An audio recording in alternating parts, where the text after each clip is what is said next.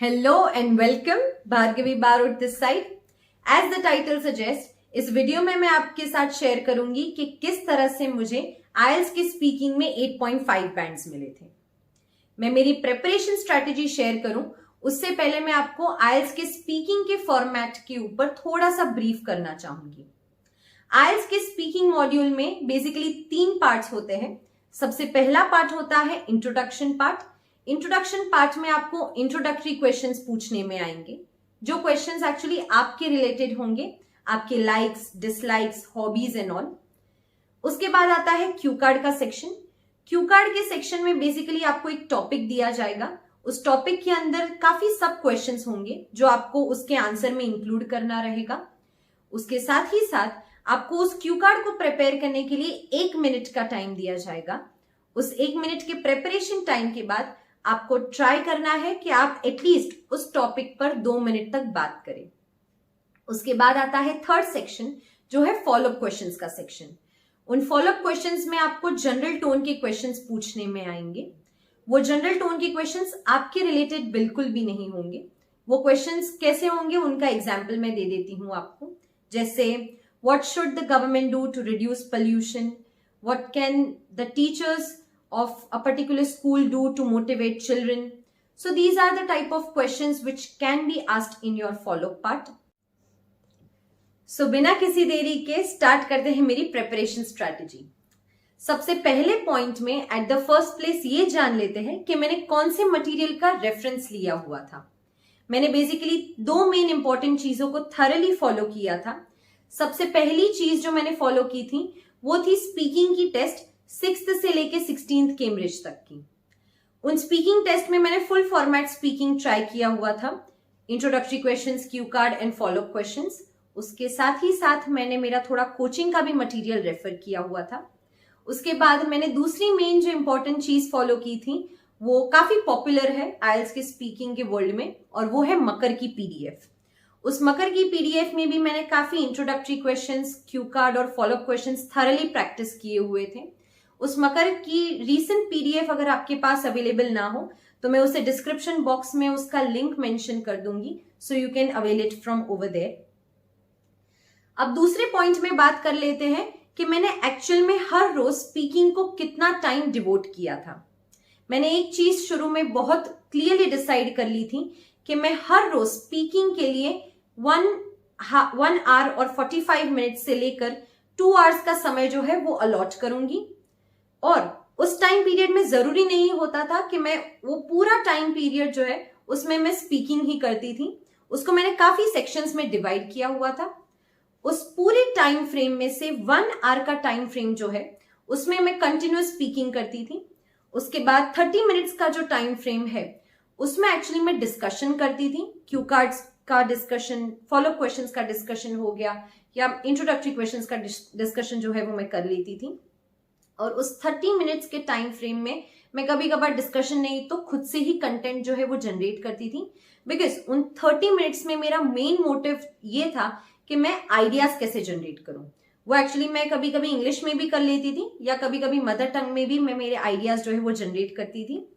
उसके बाद जो 15 मिनट्स या मैक्सिमम 30 मिनट्स का टाइम पीरियड जो है उसमें I would literally make sure that I watch as much as good interviews as possible, जिससे जितनी भी अच्छी वोकैबुलरी है वो मैं नोटबुक में जो है नोट डाउन कर सकूं। और the process goes the same that किसी भी नए शब्द को मैं अगर परख लेती थी उस वीडियो में तो मैं उस नए शब्द को मैं मेरी नोटबुक में नोट डाउन कर देती थी। उसके बाद मैं ऑक्सफोर्ड में उसका मीनिंग सर्च करती थी और at that moment of time मैं उस शब्द के 2 सेंटेंसेस जो है वो मैं जनरेट कर देती थी। इससे क्या होता था कि मुझे नए शब्द का मीनिंग ही नहीं पता चलता था, लेकिन उसके साथ ही साथ मुझे उसका एप्लीकेशन भी उसी वक्त जो है मालूम हो जाता था। अब जब बात मैंने वोकैबुलरी की कर दी है तो काफी सारे IELTS एस्पिरेंट्स की एक कंप्लेन होती है कि वो ऐसी सारी वोकैबुलरी के लिए एक नोटबुक तो ले लेते हैं, लेकिन उस नोटबुक में जितने भी नए शब्द लिखे होते हैं वो जब स्पीकिंग की बारी आती है तब जुबान पे नहीं आ पाते। यही सेम चीज मेरे साथ भी होती थी। सो मैंने उसके लिए एक बहुत ही स्मार्ट ट्रिक अपनाई थी, वो थी यूज वोकैबुलरी इंटेंशनली। इसे मैं किस तरह से फॉलो करती थी ये जान लेते हैं। मैं शुरुआत के 4-5 दिन जो है वो किसी भी नए शब्द को जो है जानबूझकर अपनी स्पीच में ऐड करती थी। इससे क्या होता था, एटलीस्ट एक वीक के एंड पर वो जो नया शब्द जो था वो मेरी नेचुरल स्पीच का पार्ट बन जाता था। इस चीज का मेंशन जो है वो मैंने मेरे एक लास्ट वीडियो में भी किया हुआ था, which is tips and tricks to get 8 bands in IELTS. So आप उसे भी चेकआउट कर सकते हो। अब जब बात हमने वोकैबुलरी की कर दी है, तो अब जान लेते हैं एक दूसरे इंपॉर्टेंट पॉइंट को, जो है फ्लुएंसी। आईएलटीएस के वर्ल्ड में जब हम स्पीकिंग के मॉड्यूल के रिलेटेड फ्लुएंसी की बात करते हैं तो एक चीज बड़ी रिलेटेबल लगती है मुझे, और वो है #struggle is real, because sometimes students find very difficult to have a good fluent speech in speaking. ये प्रॉब्लम मेरे साथ भी होती थी, सो इसे मैंने कैसे हैंडल किया वो देख लेते हैं। मैंने एक्चुअली 2 मेथड्स फॉलो किए थे। पहली मेथड थी on the spot speaking technique. वो क्या है वो जान लेते हैं। फॉर एग्जाम्पल, अगर मैं फ्री बैठी हूं तो मैं क्या करने लगूंगी, मेरे आसपास के जितनी भी ऑब्जेक्ट्स है उन्हें मैं इंग्लिश में डिस्क्राइब करना शुरू कर दूंगी। अभी उस प्रोसेस में जरूरी नहीं है कि वो ऑब्जेक्ट्स जैसे हैं मैं उन्हें वैसे ही एक्सप्लेन करूं। मैं मेरी इमेजिनेशन से काफी जो टाइम जो था मैं उसमें ब्लफ भी करती थी। इससे क्या होता था, 2 चीजें होती थी। एक तो मैं ऑन द स्पॉट सब्जेक्ट्स जो है मेरे आसपास उन्हें मैं डिस्क्राइब करना शुरू कर देती थी। मतलब इससे क्या चीज बाहर आती है कि मैं किसी भी टॉपिक पे जो है वो ऑन द स्पॉट बोलना मैंने शुरू कर दिया था। उसके साथ ही साथ मेरी इमेजिनेशन पावर भी इससे काफी डेवलप हो चुकी थी। इसके साथ ही साथ मैंने दूसरी ट्रिक अपनाई थी जो मैंने शुरुआत के टाइम में नजरअंदाज की थी, वो थी मिरर टेक्निक। ये मिरर टेक्निक बड़ी सिंपल है। मिरर के सामने आप अपना स्पीकिंग मॉड्यूल परफॉर्म करें। इससे फिर से 2 चीजों का फायदा होता है आपको। सबसे पहला, आपकी जो स्पीच है वो फ्लुएंट बन जाती है। दूसरी चीज जो इंपॉर्टेंट इसके आउटकम में मिलती है आपको, वो है कॉन्फिडेंस। कॉन्फिडेंस से आता है मेरा 5th point, which is confidence is a very important thing in your IELTS speaking module. क्योंकि इसके पीछे का बड़ा सिंपल लॉजिक है मेरा, कि अगर आपके स्पीच में आपके आइडियाज पर आपको खुद को बिलीफ नहीं है, so how do you expect कि एग्जामिनर जो है वो आपके आइडियाज पे बिलीव करके उन आइडियाज के बेसिस पे आपको बैंड्स दे। So it is very important to portray a very confident exterior in front of the examiner. Examiner के सामने आप कॉन्फिडेंस के साथ अपने आइडियाज को प्रेजेंट कीजिए, जिससे एक टाइम पे एग्जामिनर को भी आपके आइडियाज पे कॉन्फिडेंट हो और वो रेडी हो आपको बैंड्स देने के लिए। अब बात करते हैं मेरे टॉपिक वाइज टिप्स और ट्रिक्स की जो मैंने यूज किए थे अपने स्पीकिंग के दौरान। सबसे पहले बात करते हैं इंट्रोडक्शन पार्ट की। इंट्रोडक्शन पार्ट में मैंने मेरा बेस्ट ट्राई किया था कि मैं एटलीस्ट 3 to 4 लाइन्स या मैक्सिमम 5 लाइन्स तक का कंटेंट जो है वो एग्जामिनर के सामने प्रेजेंट करूं। उसके बाद पूरे स्पीकिंग मॉड्यूल में मैंने ट्राई किया कि मैं जितनी अच्छे से इमेजिनेशन पावर मेरी यूज कर सकूं उतना मैं करूं, बिकॉज उस इमेजिनेशन पावर यूज करने में एक्चुअली क्या होगा, कंटेंट में आप ब्लफ कर सकते हो। उससे क्या होगा, एग्जामिनर के सामने आप ज्यादा कंटेंट और ज्यादा वोकैबुलरी जो है वो आप प्रेजेंट कर पाओगे। Let's take an example. अगर मुझे किसी ने क्वेश्चन पूछा, describe a type of accommodation that you live in, तो उसमें मैं ये आंसर नहीं करूंगी that I live in a flat with 4 bedrooms and a kitchen. मैं उसमें इस टाइप से आंसर दूंगी, जैसे I live in a beautiful mansion which has an ecstatic swimming pool, it has a diversified range of amenities। इससे क्या होगा, bulb करने से मेरा कंटेंट भी बढ़ जाएगा और उसके साथ साथ मैं ज्यादा वोकैबुलरी की रेंज जो है वो एग्जामिनर के सामने प्रेजेंट कर पाऊंगी, जिसके बेसिस पे चांसेस बढ़ जाएंगे कि एग्जामिनर जो है वो मुझे ज्यादा बैंड्स दे। उसके बाद एक चीज का ध्यान रखना है आपको पूरे स्पीकिंग मॉड्यूल के दौरान, वो है अपने एग्जामिनर को टू द पॉइंट आंसर करें और क्रिस्प आंसर्स दें। Because it is very important कि जब भी आपको एग्जामिनर सवाल पूछे तो पहली 3-4 लाइन में जो है इंट्रोडक्शन पार्ट में आपका आंसर आ जाए। Let's take an example. Question है व्हाट आर योर हॉबीज। मैं आपके सामने 2 टाइप के आंसर्स प्रेजेंट करूंगी। सबसे पहला answer, hobbies are an integral part of life, they help a person to rejuvenate himself or herself, they actually give a person a break from his or her monotonous life। ये 3-4 line में ये तो पता चल गया कि hobbies क्या है, लेकिन मेरा क्वेश्चन का आंसर नहीं आया कि मेरे हॉबीज कौन से हैं। So let's give an answer to this. I have a diversified range of hobbies, ranging from singing, dancing to painting and acting. To the point answers देने का जो पॉइंट है उसका काफी ज्यादा इंपॉर्टेंस है, बिकॉज एग्जामिनर को कभी कभार लग सकता है कि आपको क्वेश्चन समझ में नहीं आया और आप गोल गोल बातें कर रहे हो। इस चीज को अवॉइड करने के लिए आपके फर्स्ट फ्यू लाइंस में ही आंसर आ जाना चाहिए, बिकॉज चांसेस है कि अगर एग्जामिनर ऐसा सोच ले तो आपकी एक नेगेटिव इमेज फॉर्म हो सकती है। सो इस चीज को अवॉइड करने के लिए अपने एग्जामिनर्स को क्रिस्प आंसर्स दे। अब बात करते हैं क्यू कार्ड की। तो क्यू कार्ड में मैंने एक ट्रिक अपनाई थी, वो थी ये कि मैंने कुछ क्यू कार्ड्स की एक कॉमन स्टोरी बना ली थी, जिससे मुझे एक बेनिफिशियल आउटकम ये मिला था कि जो 1 मिनट का प्रेपरेशन टाइम है उसमें मैं ये टाइम वेस्ट बिल्कुल भी नहीं करती थी कि मैं स्टोरी कौन सी इसमें इंक्लूड करूंगी, बल्कि मैं ज्यादा से ज्यादा टाइम जो है वो वोकैबुलरी को डिवोट करती थी उस 1 मिनट के प्रेपरेशन टाइम का। वो कैसे? Let's take an example. पहला क्यू कार्ड देख लेते हैं, वो है describe a competition that you won. So उसमें मैंने ये कंटेंट इंक्लूड किया that I won a spelling bee competition, I had competed against 500 competitors who belonged from different parts of the world. अभी एक और क्यू कार्ड है जो है describe the happiest moment of your life. तो अभी मैं ये जो स्पेलिंग बी कॉम्पिटिशन जो मैंने जीती थी उसी को मैं मेरी हैप्पीएस्ट मोमेंट ऑफ लाइफ बना दूंगी, जिससे क्या होगा, दोनों क्यू कार्ड्स की एक कॉमन स्टोरी बन जाएगी और उस 1 मिनट के प्रेपरेशन के दौरान मुझे ये टाइम वेस्ट बिल्कुल भी नहीं करना पड़ेगा कि मैं स्टोरी कौन सी इंक्लूड करूं। इसके बजाय मैं ज्यादा से ज्यादा टाइम जो है वो उसके ऊपर डिवोट करूंगी जिसमें मैं ज्यादा से ज्यादा वोकैबुलरी जो है वो इंक्लूड कर सकूं।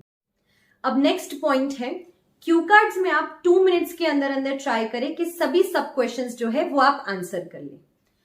ट्राई करें 2 मिनट्स के अंदर, भले ही आप सीक्वेंस के फॉर्म में मतलब क्रोनोलॉजिकल ऑर्डर में आंसर ना कर पाए तो इट्स ओके, लेकिन 2 मिनट्स के अंदर अंदर सभी सब क्वेश्चंस इंक्लूड कर लें। जब आप 2 मिनट्स के अंदर सभी क्वेश्चंस इंक्लूड करना शुरू कर दें तो मेरा सजेशन आपको यही रहेगा कि थोड़ा सा कंफर्ट जोन से बाहर आकर थोड़ा सा खुद को स्ट्रेच कर 1.5 मिनट्स के अंदर सभी पॉइंट्स इंक्लूड कर दें। बिकॉज मैं आपको एक स्क्रीनशॉट प्रेजेंट करूंगी, उसके बाद इस चीज का लॉजिक समझाऊंगी।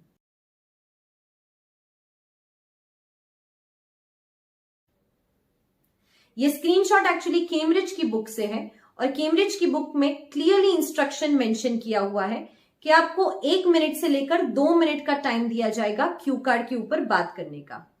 इसका मतलब है एग्जामिनर आपको 1 मिनट पे भी स्टॉप कर सकता है, 2 मिनट पे भी स्टॉप कर सकता है, या तो उसके बीच में कोई भी टाइम पे आपको स्टॉप कर सकता है। सो हमारा बेस्ट एफर्ट होना चाहिए कि उसके दौरान कोई भी टाइम पे अगर हमें स्टॉप कर दे तो हमारे सभी पॉइंट्स या सभी सब क्वेश्चंस जो है वो इंक्लूड हो जाने चाहिए। सो मिनिमम रफ फिगर लेके आप 1.5 मिनट्स के अंदर सभी पॉइंट्स या सभी सब क्वेश्चंस जो है वो आप इंक्लूड कर ले। उसके बाद मैं आपके साथ शेयर करूंगी कि फॉलोअप क्वेश्चंस को मैंने किस तरह से हैंडल किया था। कोई भी फॉलोअप क्वेश्चन जो होता है उसे आपको डिटेल में एक्सप्लेन करना पड़ता है। उस डिटेल एक्सप्लेनेशन के दौरान मैंने ट्राई किया कि मैं मिनिमम 2 मैक्सिमम 3 चीजों को आंसर करूं, हाउ, व्हाट एंड व्हाई। कैसे, क्या और क्यों। बिकॉज इट्स वेरी इंपॉर्टेंट कि जब आप डिटेल में एक्सप्लेन करो तो आप हर एक चीज को एक्सप्लेन करें। Let's take an example. एक फॉलोअप क्वेश्चन है, how can children be kept away from adult content on internet. अब सबसे पहले मैं इसका हाउ मतलब कैसे चिल्ड्रन को हम दूर रख सकते हैं उसको मैं आंसर करूंगी। Parents can enable parental control option on many applications. ये फर्स्ट लाइन जो थी वो मेरा हाउ मतलब कैसे चिल्ड्रन को हम दूर रख सकते हैं उसका आंसर प्रेजेंट किया मैंने। अब बात करते हैं क्यों। क्यों यही ऑप्शन को मैंने यूज किया, so that children can be restricted from watching adult content on internet. अब मैं पूरा सेंटेंस रिपीट करती हूं। Parents can enable parental control option on many applications so that children can be restricted from watching such adult content on internet. इस पूरे sentence में मेरा how और क्यों मतलब why दोनों का आंसर आ गया। कैसे दूर रख सकते हो और क्यों यही ऑप्शन मैंने चूज किया चिल्ड्रन को दूर रखने के लिए। सो ट्राई करें मिनिमम 2 या मैक्सिमम 3 पार्ट्स जो है आप क्वेश्चन के फॉलोअप में आंसर कर दें। दूसरी एक चीज मैं आपके साथ शेयर करना चाहूंगी वो ये है कि कभी कभार स्टूडेंट्स जो है वो ऐसी वोकैबुलरी यूज करने लगते हैं जिसका ट्रैक अलग होता है और क्वेश्चन का ट्रैक अलग होता है। मतलब क्वेश्चन कहना कुछ और चाह रहा है और कभी कभी स्टूडेंट्स ऐसी उटपटांग वोकैबुलरी यूज कर लेते हैं जिसका क्वेश्चन से कुछ लेना देना नहीं है, यानी क्वेश्चन के कॉन्टेक्स्ट से कुछ लेना देना नहीं है, in the view of just using fancy words. Just because आपको एक नया शब्द आता है उसका मतलब ये नहीं है कि आप उसे कैसे भी और कहीं पे भी यूज कर लोगे, बिकॉज समटाइम्स ऐसी चीज करने से आप एग्जामिनर के ऊपर अपनी नेगेटिव इमेज बना रहे होते हो।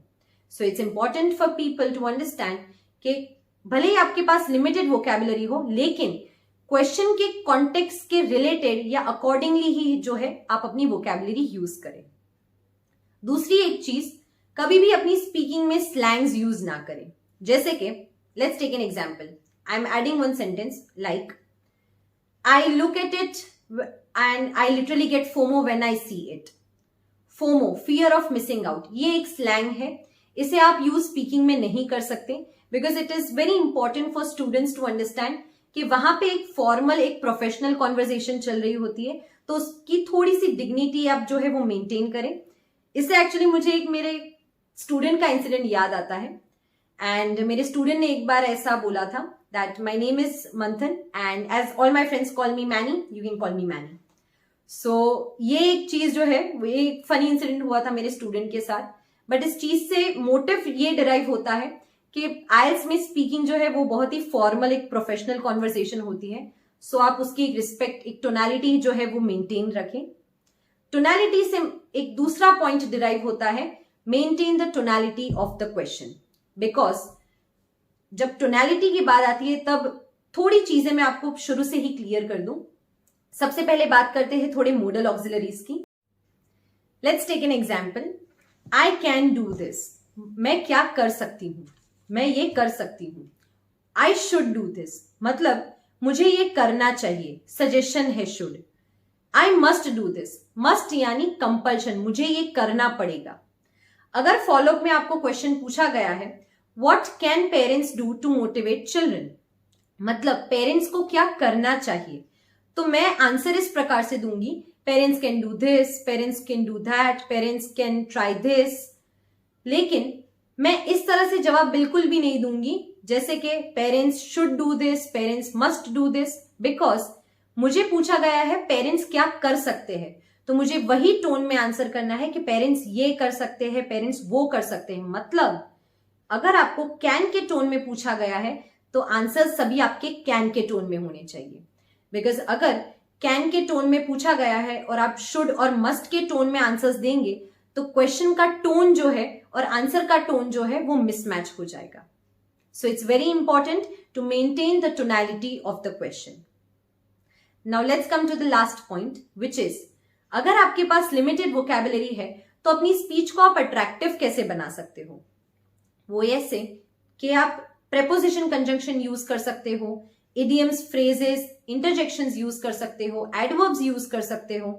इंटरजेक्शंस की बात करें तो अलास, ब्रावो, हुर्रे, ये सब चीजें जो है अगर आप नेचुरली निकाल सकते हो तो ही निकालिए, वरना बहुत आर्टिफिशियल और फेक लगेगा। सो फेक लगे उससे बेहतर है कि आप इंटरजेक्शंस वैसे यूज ही ना करें। लेकिन आई वुड लिटरली सजेस्ट कि अपनी स्पीच को कॉम्प्लेक्स बनाने के लिए थोड़े से एडवर्ब्स, इडियम्स, फ्रेजेस, प्रेपोजिशन और कंजंक्शन यूज करें। इससे आपकी स्पीच जो है वो काफी कैप्टिवेटिंग लगेगी। मैंने थोड़े से एडवर्ब्स, इडियम्स, फ्रेजेस, प्रेपोजिशन और कंजंक्शन की जितनी भी लिस्ट जो मैं कॉमनली यूज करती थी उनकी स्लाइड्स मैंने आगे वीडियो में ऐड की है, so you may check out them as well.